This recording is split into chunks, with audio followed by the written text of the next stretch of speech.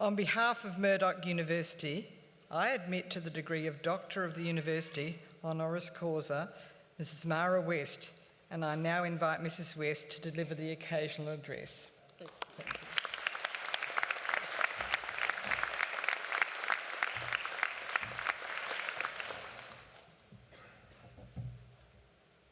Thank you, Chancellor.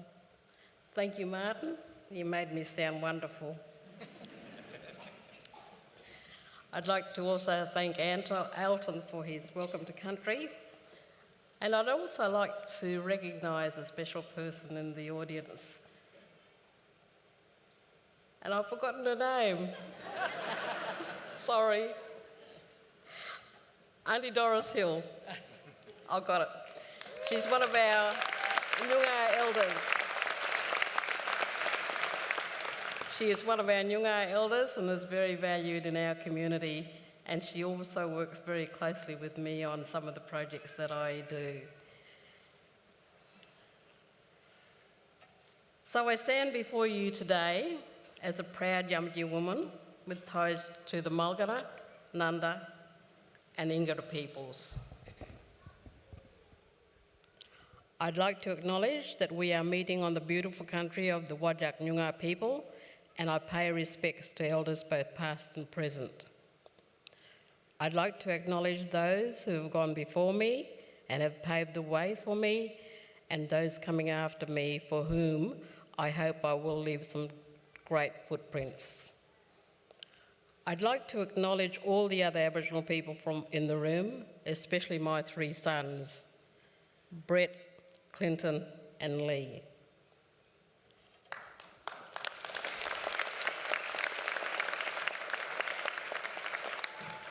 I'd also like to recognise my daughters-in-laws, Suzanne and Carolyn.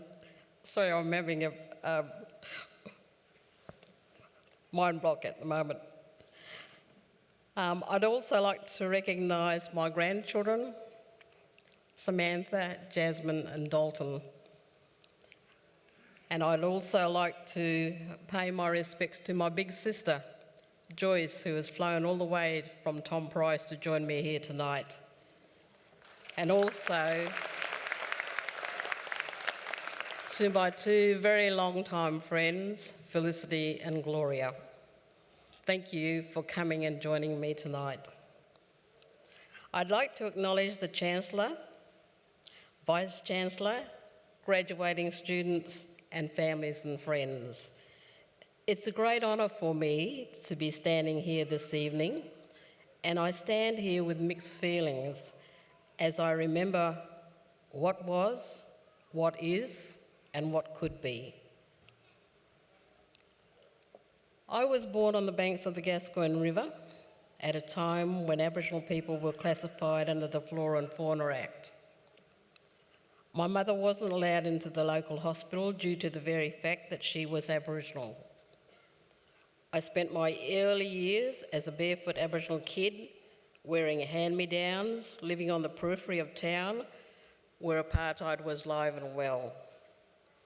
This humble beginning paved the way to a life of poverty, hardship, segregation, racism and disadvantage. But my mother, a very strong, very smart, very proud Aboriginal woman, had other ideas for me and my siblings. She wanted us to get the white man's education as she knew this was the first step to a better life. She couldn't send us to school, and besides, she was powerless against the white system that really didn't want to deal with the Aboriginal problem. This was exacerbated by the fact that my parents worked on a station, so we were placed in the Carnarvon Native Mission that was run by the Churches of Christ. It's funny how life throws you many curveballs, as religion wasn't in my mind map. Attending church and Sunday school were interesting experiences, and being told that God sees and hears everything only balked me for a second. This was a challenge for me, or as they say, like a red rag to a bull. Needless to say, I wasn't a very good little Christian girl, as my head was so full of everything else. I soon learned this was another bump in the road on my journey of learning. This marked the beginning of a lifelong journey of learning, and as they say, from little things, big things grow. I walk in two worlds every day, and every day is a challenge, as there are moments of uncertainty, but there are moments of pure joy. There is no time to dwell on the shoulda, woulda, coulda. Life will throw you many curveballs your way, and your very survival, both mentally and physically, will depend on how you handle the challenge. I made a decision early in my life that I would face every challenge head-on, and each would contribute to my learning. I found that every cloud doesn't have a silver lining, and many times you will find yourself working extremely hard to create that silver lining. But when you do, it becomes a moment of pure serendipity. My serendipitous moment came when I met my husband, a man who was handsome, highly intelligent, and who was a walking encyclopedia and dictionary, who changed my life and contributed in so many ways to my learning journey. He became part of my journey, and we explored life and all the bumps in the roads we travelled on. It was an amazing partnership that lasted over 50 years. It was during this time that I met and walked with so many amazing people from all walks of life. I made it my business to surround myself with people from whom I could learn, from writing well in English to knowing how to change a tyre or skin a sheep or just sewing a button on a shirt. I share my story with you to let you know that nothing is impossible. You have completed your studies and are now ready to embark on a journey that will lead you who knows where. Always remember, you are not an expert, as each experience has many parts, and it takes many people to put the pieces together. As my friend Miniature says, everyone worked together as a team. Different people are good at different things. Sharing knowledge together, talking together, sharing ideas. For people to make a good decision, they need to hear a clear story. To hear and understand a clear story, people need information given in a way that makes them feel good. We live in interesting times where the world and our environment is rapidly changing. Have the courage and passion to be a great thinker and visionary maker, committed to developing creative solutions that will address the social, economic, and political issues facing us, like climate change, the reconciliation journey between Aboriginal and non-Aboriginal people, and the voice to Parliament. As global citizens and graduates of Murdoch University, you have the power to become change agents. I'm not going to say too much about the voice to Parliament, as I think that is part of your journey, and the decision on a yes or no vote is yours to make. I would, however, advise that if you are not sure about it, then ask people around you or do your own research. I want to challenge your thinking. What's your decision for Australia tomorrow? We live in one of the best countries in the world, but what sort of Australia do we want for our children and their children?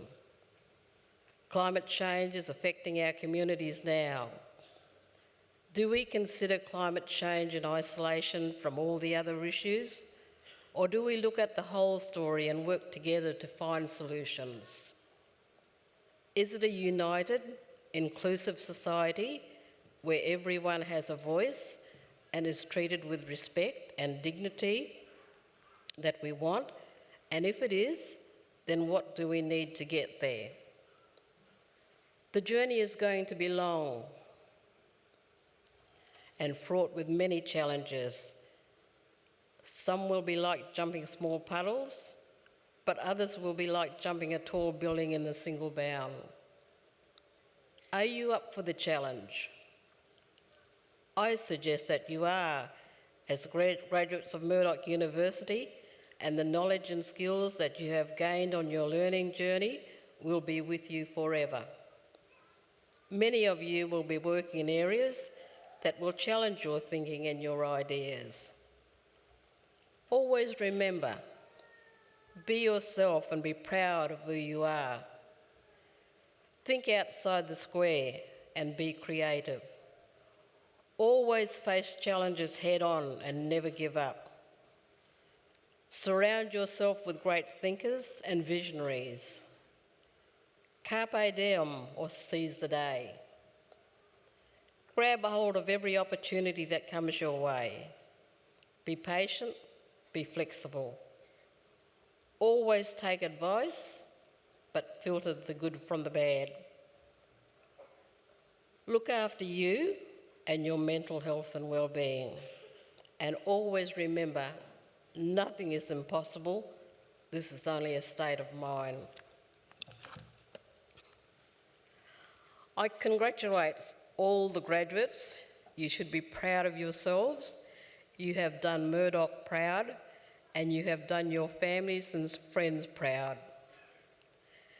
You are leaving the sanctity of the university and will face many challenges, but always remember, you are a graduate of Murdoch University.